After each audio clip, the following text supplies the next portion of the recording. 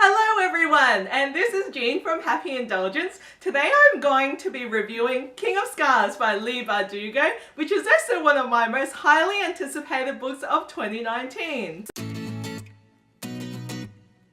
So, as you guys may know, I absolutely have read and loved the Six of Crows duology. It's one of my favourite series of all time. So much so that I used one of the quotes in the book, which was read out on my wedding day. So that's how much I love it. I also recently talked about the Grisha trilogy and my thoughts on each and every one of the books and whether you should read it before delving into King of Scars. Now that I have read King of Scars, my advice is that you definitely do need to read both series before delving into this book, mainly because this book is set in the aftermath of both of the events that have happened in both series. The characters are from both of the books, so they're a lot more familiar, and it's basically their journey after what has happened in Ravka. Oh my gosh guys, I am totally in love with Nikolai Lantsov. In fact, I can't even remember a character that I have loved as much as he has. You better find yourself a man that you love as much as a fictional character. I'm really lucky that I do love my husband more than Nikolai Lantsov, but oh gosh, it's lucky he's fictional.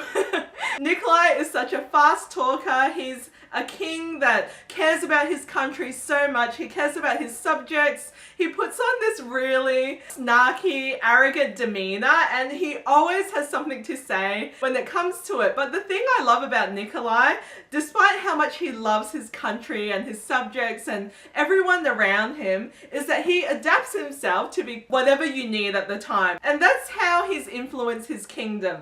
Because, you know, to the farmers and the people working in the fields, he knows everyone's name. To the people from other kingdoms, he knows what their specialties are. He knows everything about you. The thing that strikes me about Nikolai is that he's someone who truly cares about you, and it's not so that he can manipulate you, but it's because that's just how he is, because he's seen what royals are like, who don't care about anyone else but themselves and who are harmful to the country that they live in because of his own family and his own brother. What I loved about King of Scars is that we hear a bit more about Nikolai when he was younger, when he was growing up as a royal, how it was like living as a second-rate brother, even though his brother was propped up to become the heir of the kingdom, and that's everything he ever wanted. So Nikolai is completely adaptable, and oh my gosh, he is so charming. I love Nikolai. Oh my gosh. I really love this book. In fact, I actually think I preferred it to the Grisha trilogy,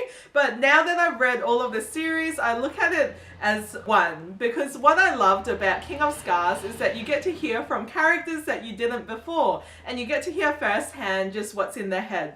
So I love Nikolai's perspective. Obviously there's a lot going on in there. He's like the future of Ravka, and he's the king, and there's a lot that has happened to the country and that has torn them apart in the past. Nikolai, he is sort of trying to gain people's influence, and people already love him, but then there's the influences of the apparat and another growing cult that's coming up that worship the Darkling as a saint. He's contending against a lot there, and he knows it. He knows that it's not just his own influence that is enough to gain the love of the kingdom, but he also needs to buy in the trust of the priest and the religious followers, and also the Grisha. Now, the Grisha is my favorite part of this trilogy. Oh my gosh, Zoya is one of the characters from the original Grisha trilogy. She was kind of a bitchy, prickly character that I didn't really like in the first two books. I started to warm towards her in the third one.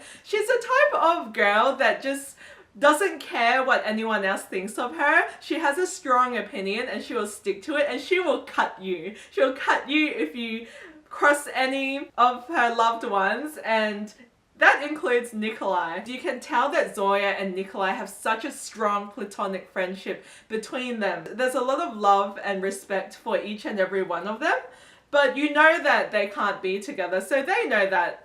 But they care for each other. They would probably die for each other. Zoya is such a fantastic character. In fact, I think she really shone in this book.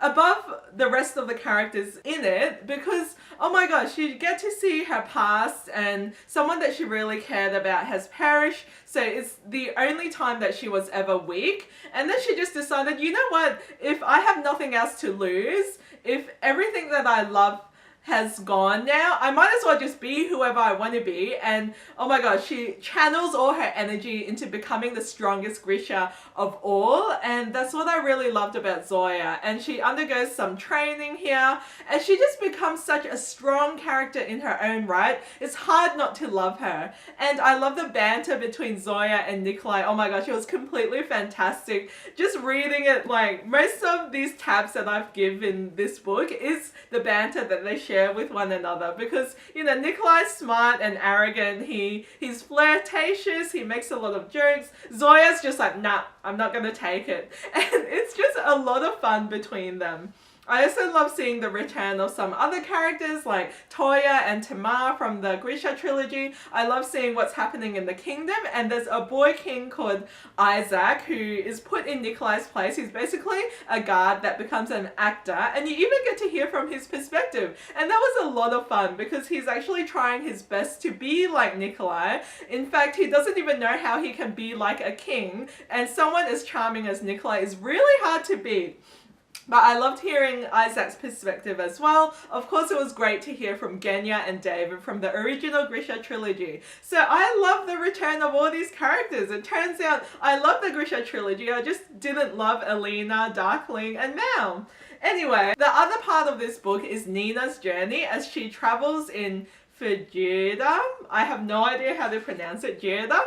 But anyway, it's like the icy continent, and it was really interesting because she's taken on a different identity. She's there upon orders of the king, but she finds a mission there that she really feels strongly about because of the addiction that she went through in the past book. And there's a drug called the Jeddah Param that the Grisha are injected with, and they basically become junkies, and she's the only Grisha to have ever survived. But anyway, the new companions that she has, Adric and Leonie and Han, they don't know who she really is. They don't know that she's actually Nina Zenik, who has a big reputation following the events of the Six of Crows duology. She takes on a different identity, and it's really interesting just seeing her play the different roles that she has, because obviously she's a really great actress, and Nina is another character. She's a heartrender. Her powers have changed a bit, and it's really interesting just seeing her new identity that she's taken, having lost someone that she's loved as well. I can't say too much about it without spoiling Six of Crows, but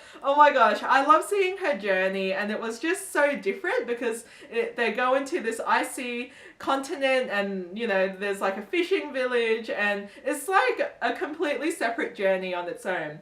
The thing is, I did expect Nina and Nikolai's journey to kind of converge because it is called King of Scars and it is in the one book, but it kind of felt standalone because they don't really interchange at any one time.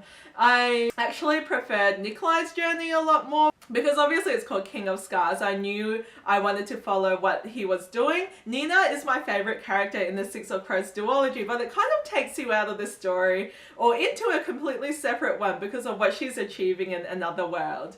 I think this was such a fantastic follow-up to the Grisha trilogy. There's a lot of political intrigue, there's a lot of talk about the world and what has happened and about the followers and how different factions are breaking off and following the Darkling and trying to come to grips with Ravka's rule. There's a lot of world building and a lot of talk about what has happened after the Grisha trilogy. It references a lot of the other characters that we love, like Alina and Kaz and Inej, even though you don't see them directly.